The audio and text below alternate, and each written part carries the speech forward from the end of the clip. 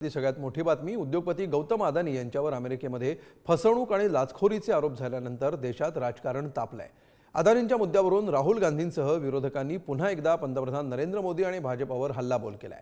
शिवाय अदानींच्या अटकेची मागणीही केली आहे। अदानी समूहाने हे आरोप फेटाळले असते तरी सुद्धा वाद चांगलाच वाढलाय। पाहूया याबाबतचा सविस्तर रिपोर्ट। उद्योगपती गौतम अदानी यांच्या भोवती वादाचं नवं वादळ घोंगावतंय।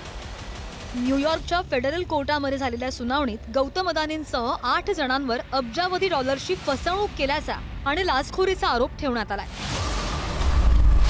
गौतम अदानी, सागर अदानी, विनीत एस जैन, रणजीत गुप्ता, सिरिल कॅवेनिस, सौरभ अग्रवाल, दीपक मल्होत्रा आणि रुपेश अग्रवाल यांचा त्यात समावेश आहे।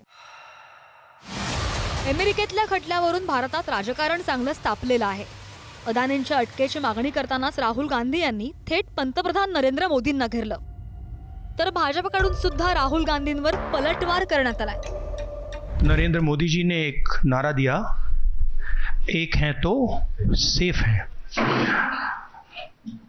इंडिया में अदानी जी और मोदी एक हैं तो सेफ है। चीफ मिनिस्टर 10-15 करोड़ के लिए अंदर चले जाते हैं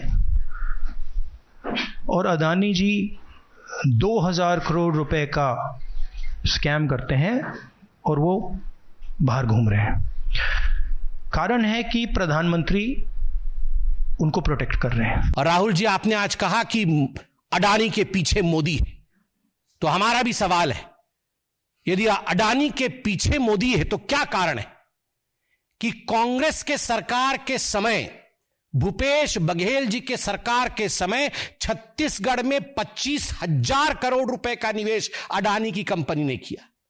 क्यों लिया आपने 25,000 करोड़ रुपए का निवेश जब आपकी सरकार थी छत्तीसगढ़ में? गौतम अदानी आणि त्यांच्या कंपनीवर अमेरिकेमध्ये नेमके काय आरोप करण्यात आले ते सुद्धा समजून घेऊया। अमेरिकन न्याय विभागाच्या यूएस अटर्नी ऑफिस अंतर्गत ईस्ट डिस्ट्रिक्ट ऑफ न्यूयॉर्क कार्यालयात खटला। गौतम अदानी आणि त्यांच्या 7 अधिकाऱ्यांविरुद्ध आरोप। 2020 ते 24 दरम्यान या 8 जणांनी भारतीय अधिकाऱ्यांना $250 कोटी लाच देण्याचा कट रचला।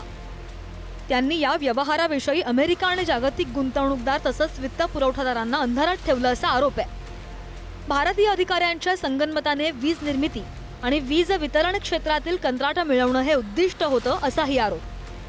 कंत्राटं मिळवून पुढच्या 20 वर्षांमध्ये $2 अब्ज अधिक नफा मिळवण्याची योजना होती। दरम्यान अदानी समूहानं हे सगळे आरोप फेटाळून लावलेत। सगळे आरोप निराधार असल्याचा दावा कंपनीनं केलाय। आमच्यावर अमेरिकेच्या न्याय विभाग आणि यूएस सिक्युरिटीज अँड एक्सचेंज कमिशननं केलेले आरोप निराधार आहेत। आम्ही हे आरोप फेटाळतो। खुद्द अमेरिकेच्या न्याय खटल्यानंच म्हटल्याप्रमाणे सुनावणीमधील आरोप हे आरोप आहेत आणि जोपर्यंत आरोपी सिद्ध होत नाही तोपर्यंत प्रतिवादींना निर्दोष मानलं जातं। त्यामुळे शक्य ते सर्व कायदेशीर मार्ग शोधू। आम्ही नेहमीच आमच्या कामकाजामध्ये पारदर्शकता ठेवली आहे। आम्ही आमच्या भागीदार आणि कर्मचाऱ्यांना आश्वस्त करतो की आम्ही कायद्याचं पूर्णपणे पालन करणार आहोत। अदानी आणि वाद हे आता समीकरणच बनलंय। विधानसभा निवडणुकीमध्ये सुद्धा मुंबईतल्या प्रचाराचा प्रमुख मुद्दा अदानी आणि धारावी प्रकल्प हाच होता। आधी हिंडेनबर्गनं गौतम अदानींवर आरोप केले, त्यावरून राहुल गांधींनी मोदी आणि भाजपला घेरलं। आता अमेरिकेत झालेल्या आरोपांमुळे पुन्हा एकदा विरोधकांच्या हातात अदानींचा मुद्दा गेलाय। भाजप आणि अदानी त्याला कसं काउंटर करतात हे पाहणं महत्त्वाचं असेल। गुरुप्रसाद जाधवसह ब्युरो रिपोर्ट, पुढारी न्यूज।